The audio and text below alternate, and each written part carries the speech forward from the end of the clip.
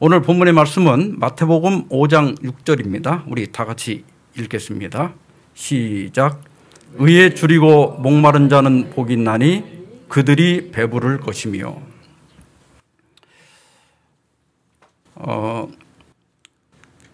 이 코로나 때문에 손해보는 것도 있지만 또 전에 못했던 것들을 하게 되는 경우도 많은 것 같아요.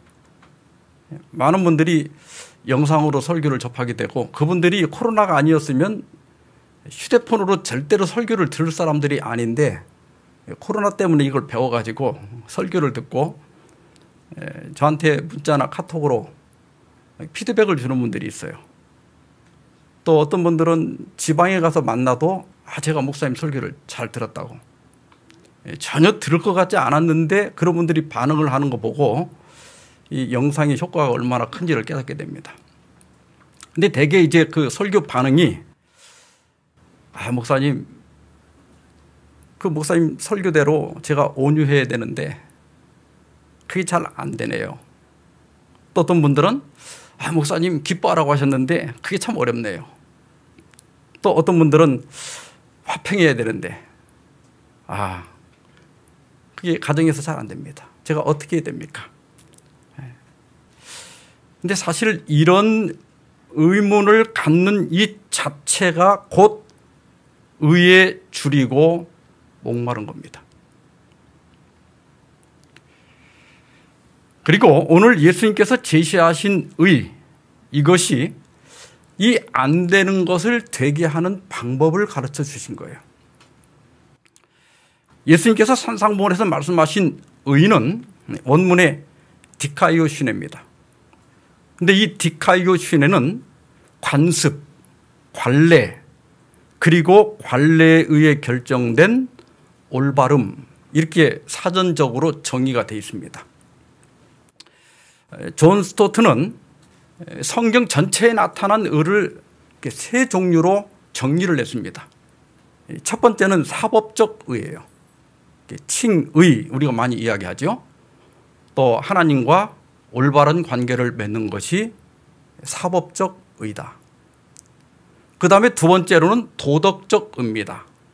하나님을 기쁘시게 하는 성품과 행동에 있어서 의. 그 다음에 세 번째는 사회적 의예요. 사람들을 억압해서 해방하는 것, 또 시민의 평등권, 법정의 정의, 정직한 거래, 가족 간 존중을 증진시키는 것. 이 세 가지 의를 잠깐 좀 정리를 해드리면, 사법적 의에 관해서는 로마 3장 20절로 22절에 그러므로 율법의 행위로 그의 앞에 의롭다 하심을 얻을 육체가 없나니 율법으로는 죄를 깨달음이라. 이제는 율법 외에 하나님의 한 의가 나타났으니, 이 하나님의 의가 뭐냐? 곧 예수 그리스도를 믿음으로 말미암아 모든 믿는 자에게 미치는 하나님의 의니 차별이 없느니라. 사법적 의예요. 우리가 율법을 지켜서는 결단코 의를 얻을 수 없다. 오직 그리스도를 믿음으로써만이 그 하나님이 원하시는 의를 얻을 수 있고 또 하나님과의 바른 관계를 가질 수 있다 하는 겁니다.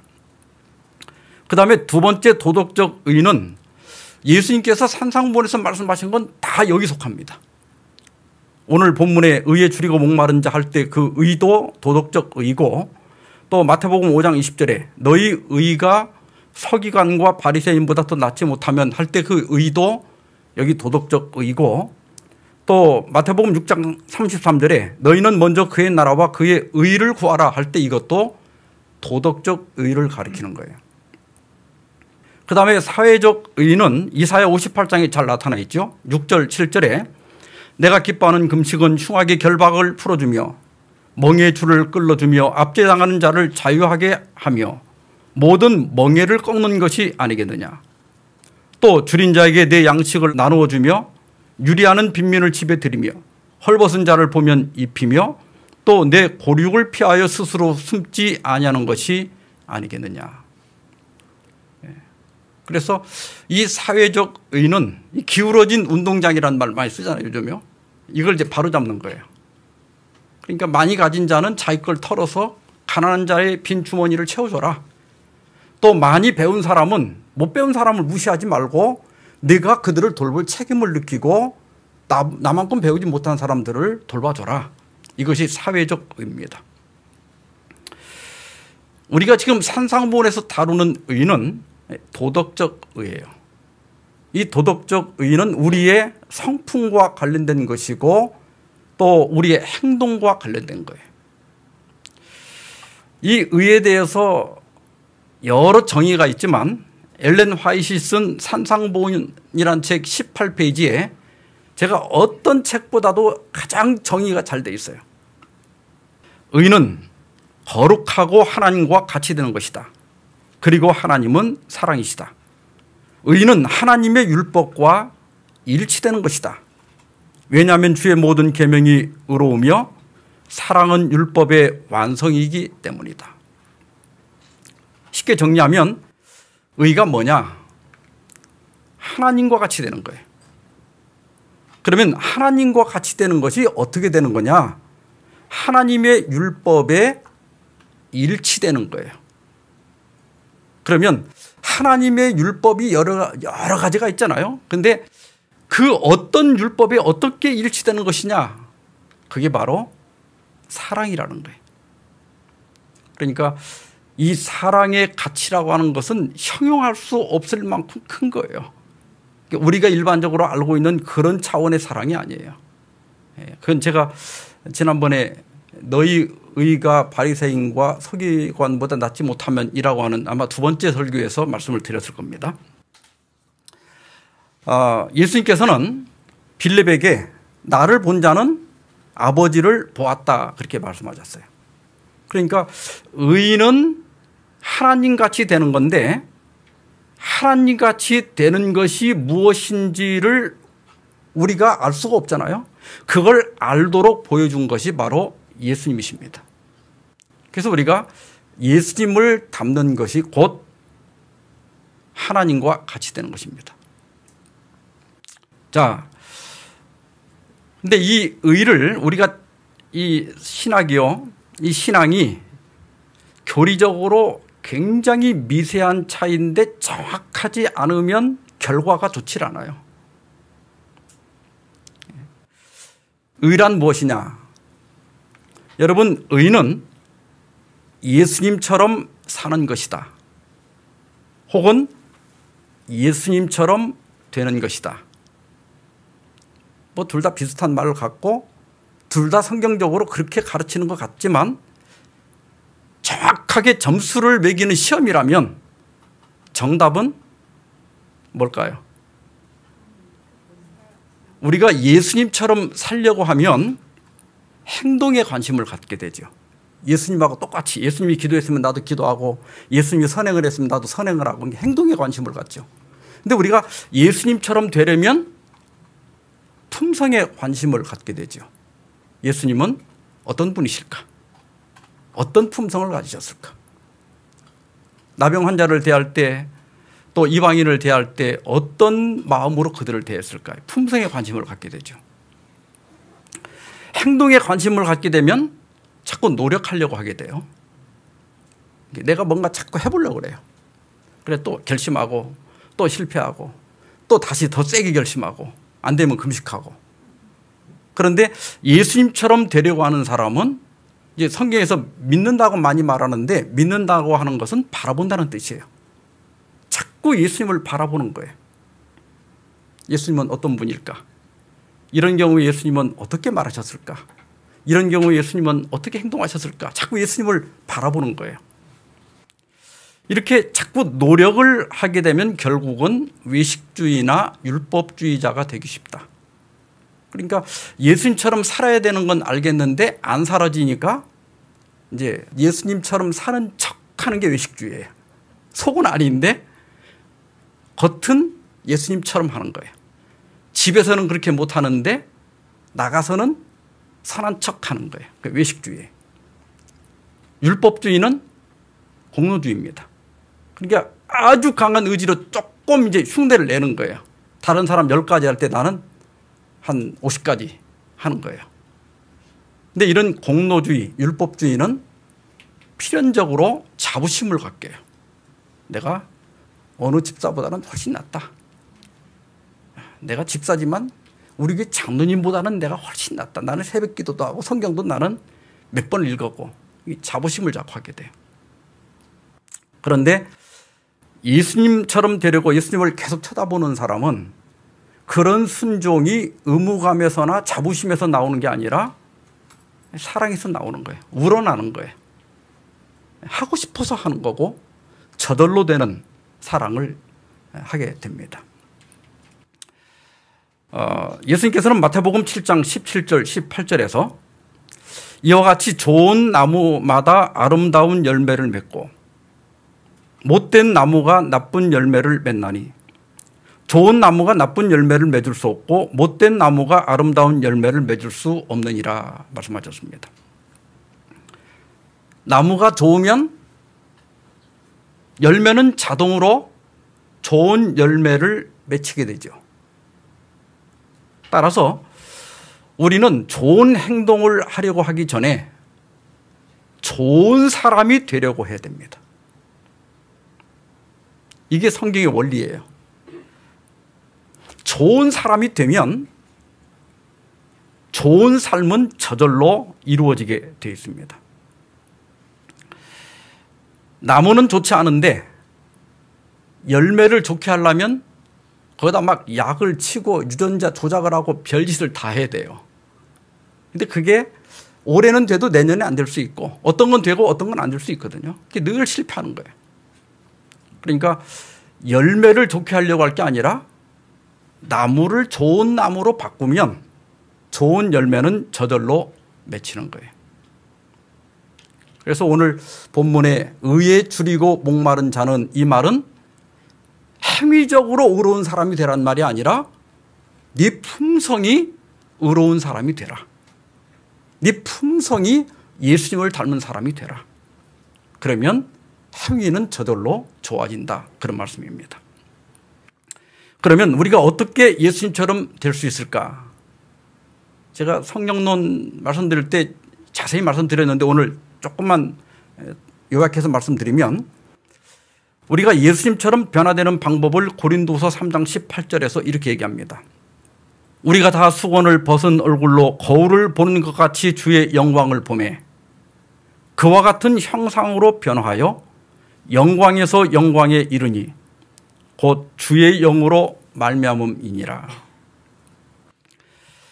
기독교 영성은 예수님을 닮는 것이고 예수님을 닮는 방법은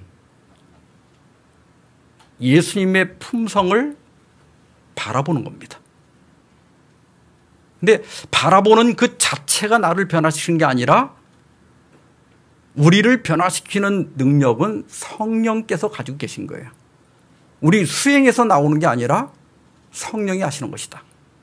이 영적인 경험을 우리가 잘 이해하지 못하기 때문에 예수님께서 마가복음 4장 26절 27절에서 그 26절 이하에서 자라나는 씨의 비유를 말씀하셨습니다. 또 이르시되 하나님의 나라는 사람이 씨를 땅에 뿌린 것 같으니 그가 밤낮 자고 깨고 하는 중에 씨가 나서 자라되, 씨가 나서 자라는 건 눈에 보여요, 안 보여요? 눈에 보이죠? 씨가 싹이 터서 이렇게 자라는 건 보이죠? 그런데 어떻게 그리 되는지를 알지 못하느니라. 왜냐하면 그게 사람이 하는 일 같으면 알죠. 그런데 씨가 싹이 트고 자라는 건 하나님이 하시는 일이기 때문에 우리는 모르지만은 현상을 보고 아는 거예요. 싹이 텄구나, 자라고 있구나, 현상을 보고 알 뿐이에요. 그러니까 그 씨가 싹이 트고 자라는 것은 사람이 하는 게 아니라 하나님이 하시는 거예요. 그래서 여기 지금 콩이 있는데 콩을 가만히 자루에다 담아두면 절대로 싹이 나거나 자라지 않죠. 심는 건 우리가 해야 돼요. 그런데 사람이 이 콩을 싹을 틔우거나 자라게 할 수는 없습니다. 그건 하나님이 하시는 거예요. 이걸 가지고 우리가 예수님을 닮는 방법을 설명하신 거예요. 다시 말하면 우리가 예수님을 닮기를 바라면 예수님을 바라봐야 한다는 거예요. 예수님을 바라보면 우리를 변화시키는 것은 성령께서 하신다. 그래서 성경 주석에 보면 그리스도의 형상을 묵상하는 일은 하나님의 임재가 모세의 얼굴에 나타난 것처럼 도덕적 및 영적 본성 위에 작용한다. 그리스도를 구속주로 끊임없이 바라보는 가장 겸손한 그리스도인은 자신의 생애에서 그리스도의 영광을 일부 반영할 것이다. 그러니까 우리가 예수님을 믿는다 하는 것은 예수님을 바라본다는 뜻이고, 예수님을 바라본다는 것은 사진을 본다는 게 아니라 예수님의 말씀을 듣고 그 말씀을 늘 묵상하고 그 말씀을 내면화시키기 위해서 그것이 나의 품성의 일부가 되도록 끊임없이 훈련하고 반복하고 연습하는 거예요. 그러면 좋은 행동은 저절로 나타난다. 순종은 저절로 나타난다 하는 겁니다.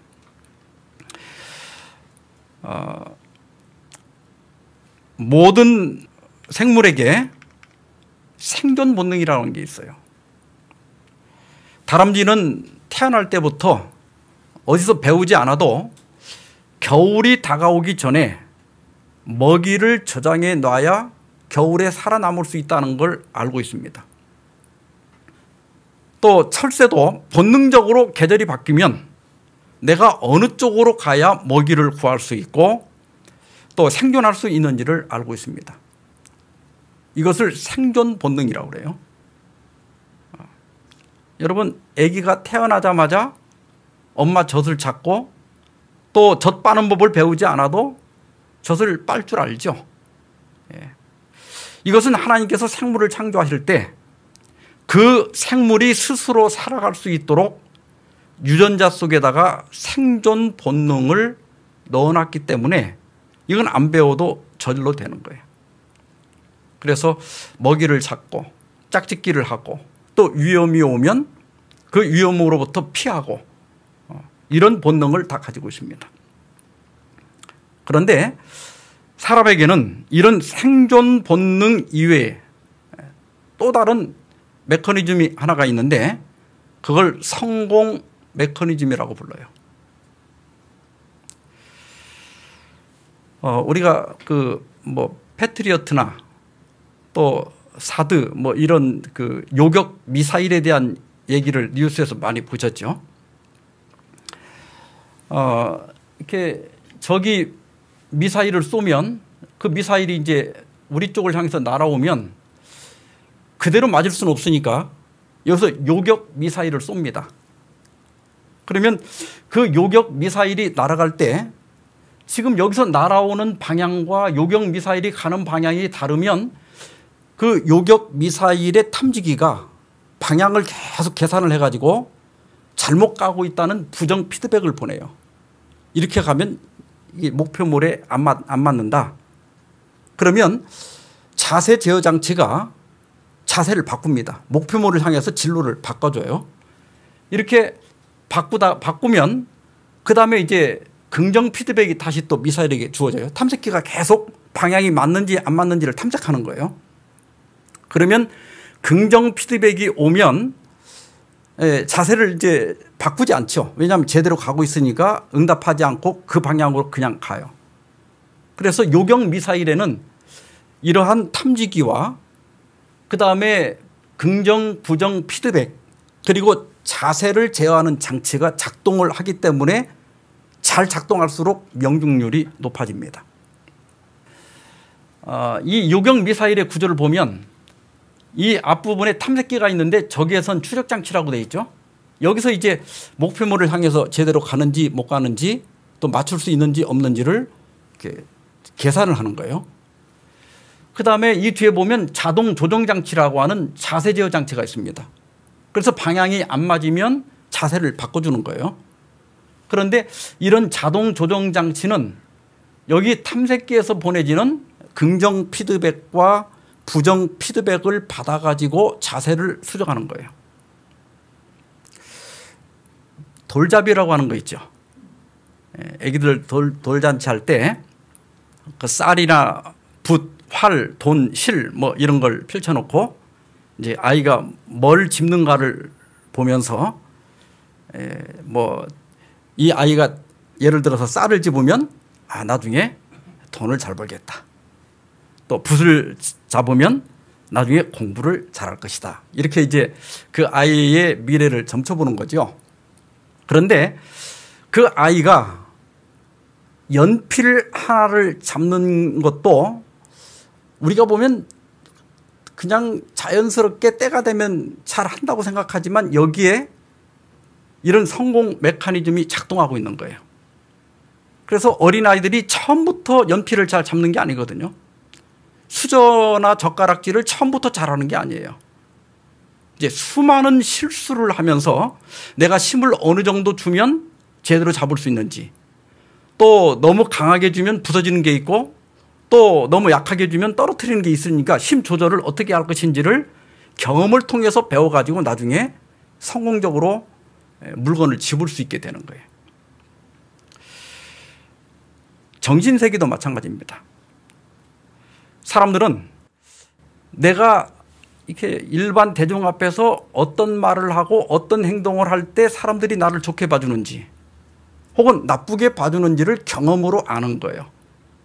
그래서 나한테 유익이 되는 행동은 계속 하려고 하고 내가 손해가 되는 것은 안 하려고 하게 돼 있죠. 그런데 어떤 사람들은 이게 고장난 사람들이 있어요. 술이나 담배나 노름이나 이런 걸 하면 망한다는 걸 모르는 사람들이 있어요. 그래서 그걸 즐기는 거예요. 그러다가 결국은 파멸에 이르게 됩니다. 근데 어떤 사람들은 모르는데 노름을 좋아서 하는 거고 술을 좋아서 먹는 거예요. 근데 어떤 사람들은 그게 나쁘다는 건 아는데 자세 제어가 안 되는 거예요. 그러니까 자기도 담배를 끊어야지 하는데 못 끊고 결국은 암에 걸리고, 그래서 나중에 병원에서 손을 다 떼갖고 요양병원까지 갔는데 거기서 또 몰래 나가서 또 먹고 온단 말이에요. 그래서 의사들이 화를 내고 그렇게 해요. 그게 아는데도 안 되는 게 있어요. 우리 인간의 성공 메커니즘에서 아까 그 탐색기라고 하는 거, 그게 이제 분별력이거든요. 어떤 게 옳은지 또 그른지, 이게 나한테 유익이 되는지 안 되는지를 분별할 수 있는 분별력이 사람에게 있어요. 라오디게아 교회 보내는 치료제들에 보면 내게서 불로 연단한 금을 사라. 이 금은 사랑으로 역사하는 믿음이다 그랬고, 또 흰옷을 사서 입어 벌거벗은 수치를 보이지 않게 하라. 이 흰옷이 우리가 오늘 공부하는 그리스도의 의 혹은 그리스도의 품성입니다. 그 다음에 안약을 사서 눈에 발라 보게 하라 할 때 이 안약이 영적 분별력이에요. 이게 미사일의 탐색기와 같죠. 어떤 것이 나한테 유익한지 어떤 것이 나한테 나쁜지를 분별할 수 있는 겁니다. 그런데 이런 분별력이 뛰어난 사람도 있고 무딘 사람도 있어요. 분별력이 뛰어난 사람도 상황에 따라서 그 분별력이 왜곡될 수 있습니다. 왜냐하면 죄로 말미암아 그것이 왜곡되어 있기 때문에 그래요. 그래서 우리가 올바른 상황 판단을 하기 위해서는 성령 하나님의 도움이 절대적으로 필요한 거예요. 성령께서 깨우쳐 주어야 올바로 알 수 있는 거예요. 그래서 안약을 사서 발라라 할 때 성령의 분별력을 가리키는 거예요. 죄를 죄로 여기는 거예요. 내가 이렇게 살면 구원을 받겠다. 내가 이대로 이 삶을 지속하다 보면 결국은 믿음이 헛되고 멸망을 받을 것이다. 그걸 구별할 줄 아는 능력이에요. 이런 분별력을 갖는 첫 번째 방법은 말씀입니다.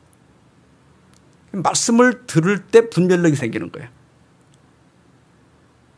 근데 그 말씀도 아무 말씀이나 무작정 막 닥치는 대로 들을 게 아니라 성경을 있는 그대로 정확하게 설명해 주는 설교를 드려야 돼요.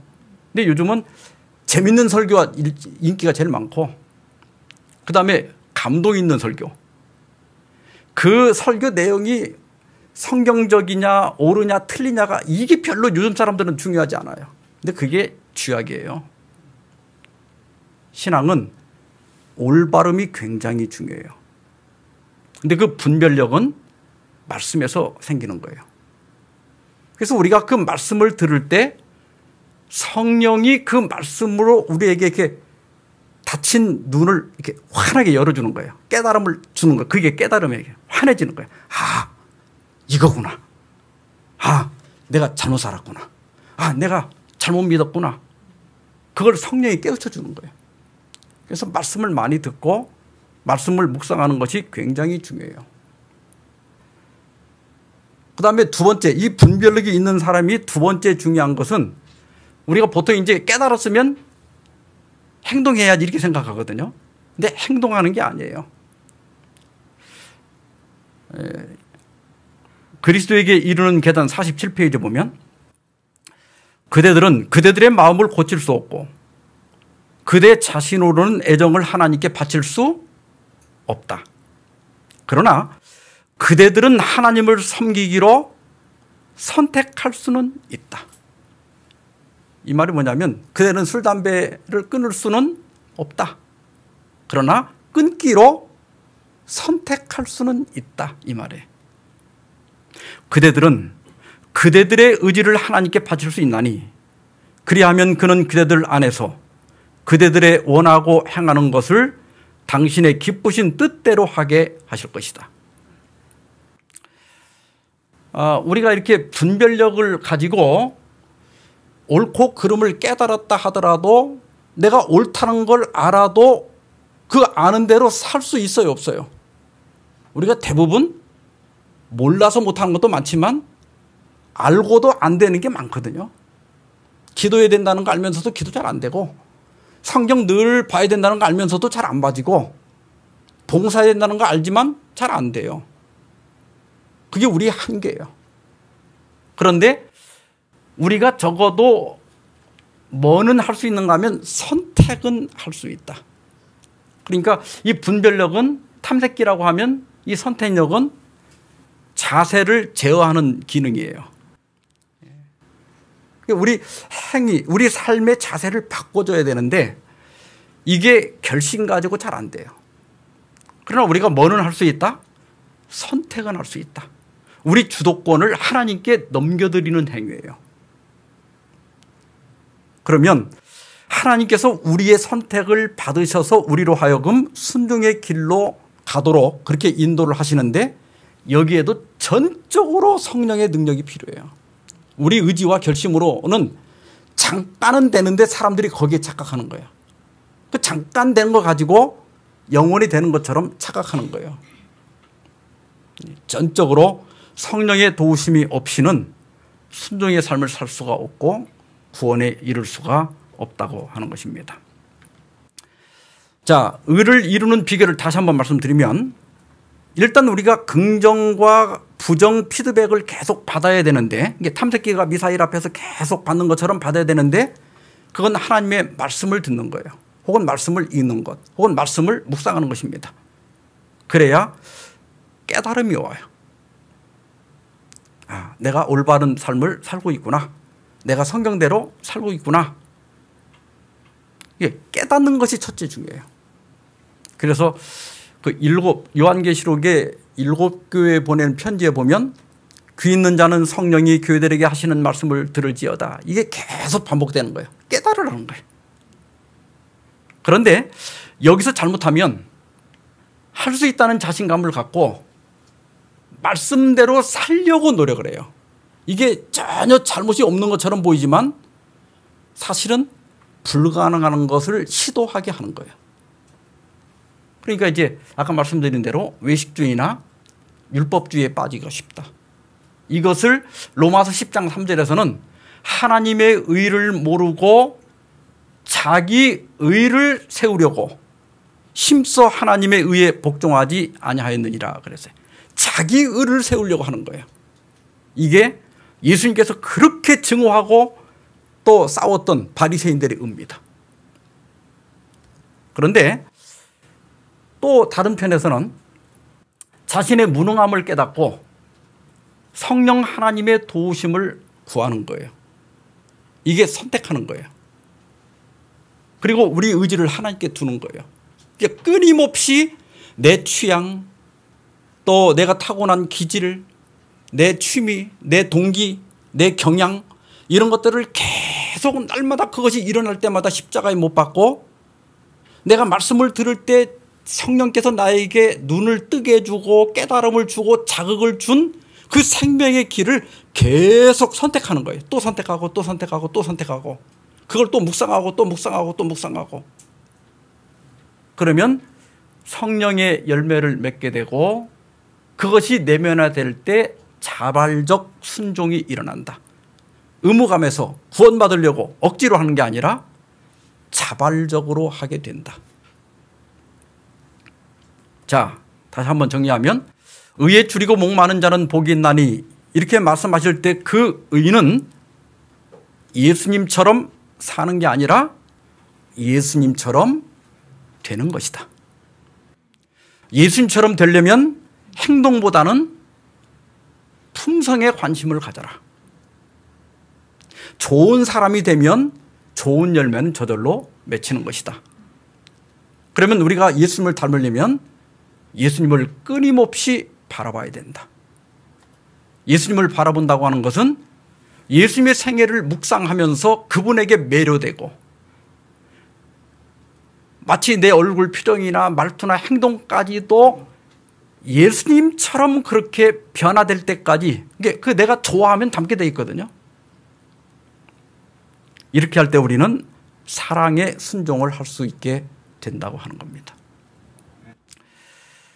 예수님은 이러한 의에 줄이고 목마른 자는 복이 있다 그랬는데, 여기 줄이고라고 하는 그 말이 헬라어 원문의 페이나오인데, 이 페이나오가 마태복음 4장 2절에 예수님께서 40일을 밤낮으로 금식하신 후에 줄이신지라 할 때 똑같은 페이나오예요.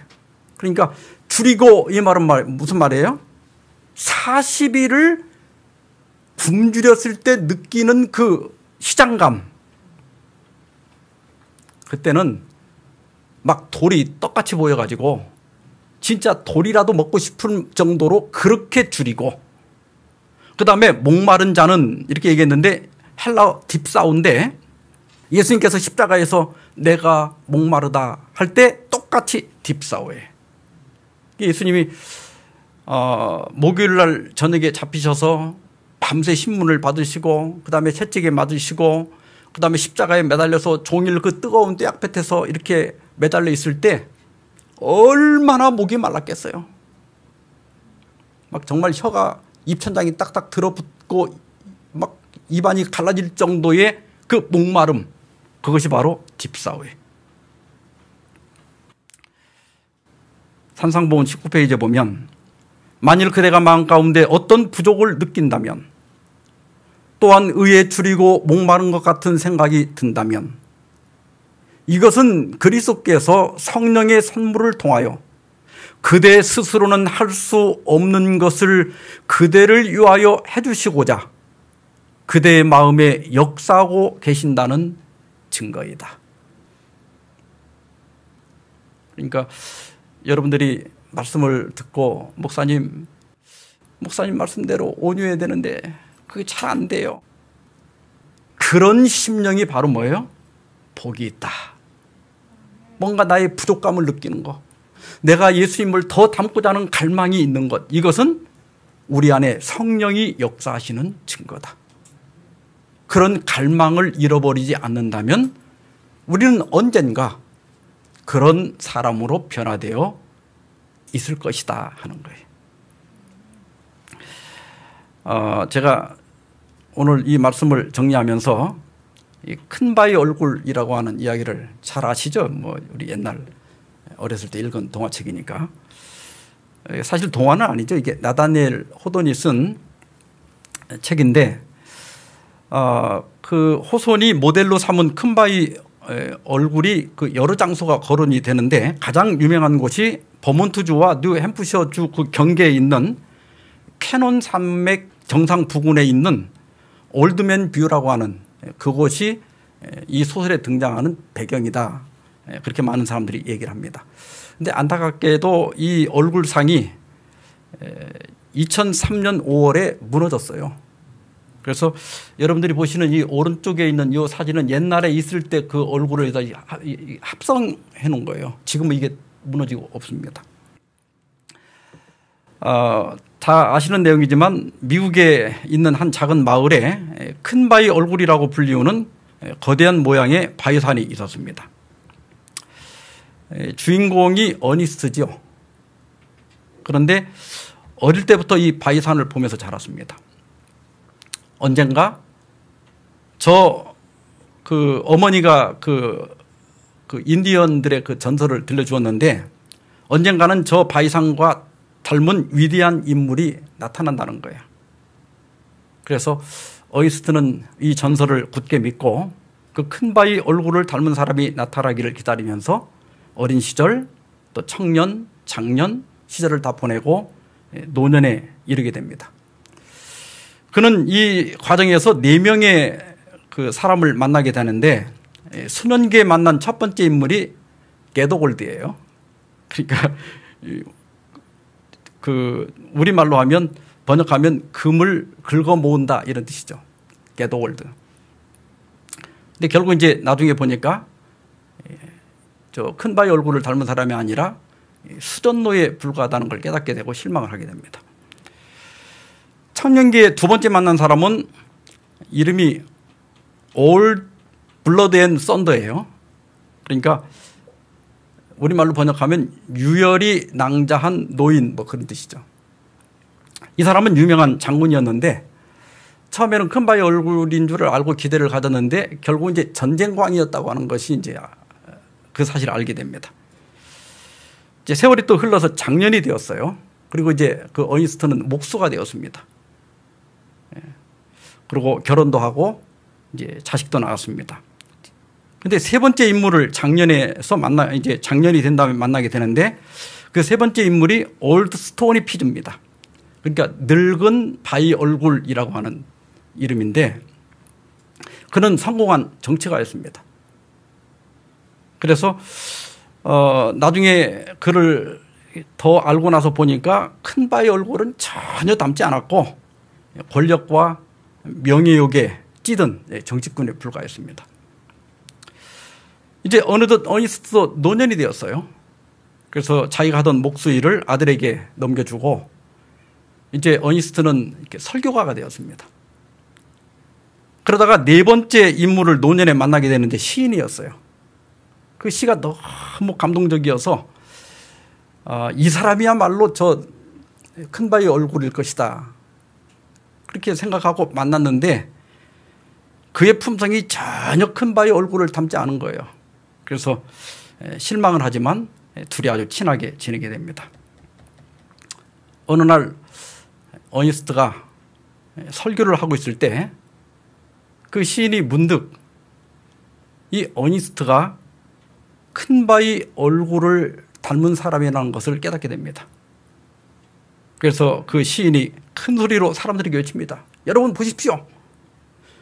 어니스트 씨야말로 저 큰 바위 얼굴이랑 비슷하지 않습니까?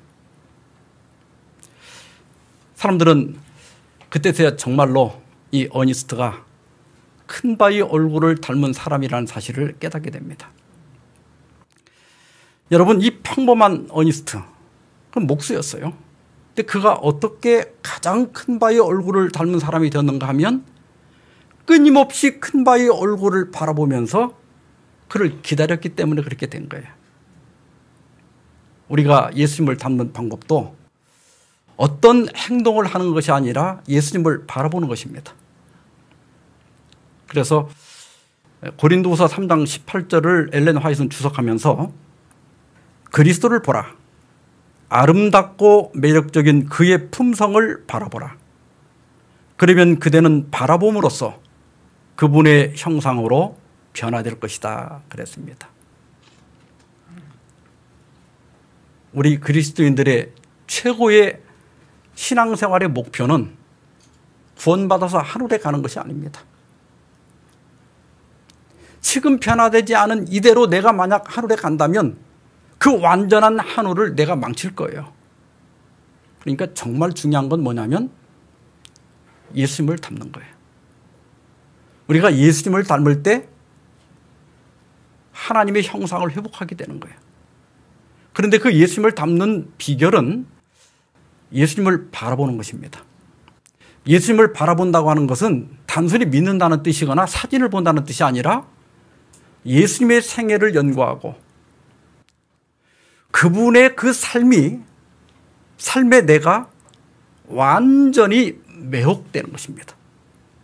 그래서 너무나 예수님처럼 되고 싶어서 갈망하는 거예요. 이런 갈망을 가진 자는 복이 있나니 결국 우리가 배부를 것이다. 이 말씀의 의미는 뭐냐면 내가 어떻게 됐는지는 모르지만 세월이 흐른 다음에 나중에 둘러보니까 내가 예수님처럼 살고 있었어. 이렇게 된다는 거예요.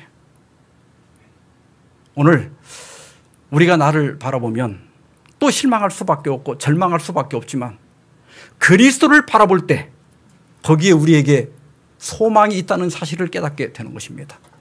진정한 그리스도인은 지금 완전한 사람이 아니라 의에 줄이고 목마른 사람입니다. 우리 오늘도 완전히 아름다우신, 전체가 아름다우신 그리스도를 바라보고 갈망하고 그분을 닮기를 줄이고 목말라 함으로써 우리가 예수님을 닮고 또 우리를 만난 사람들이 우리를 통하여 예수님을 보게 되기를 바라면서 말씀 마치겠습니다.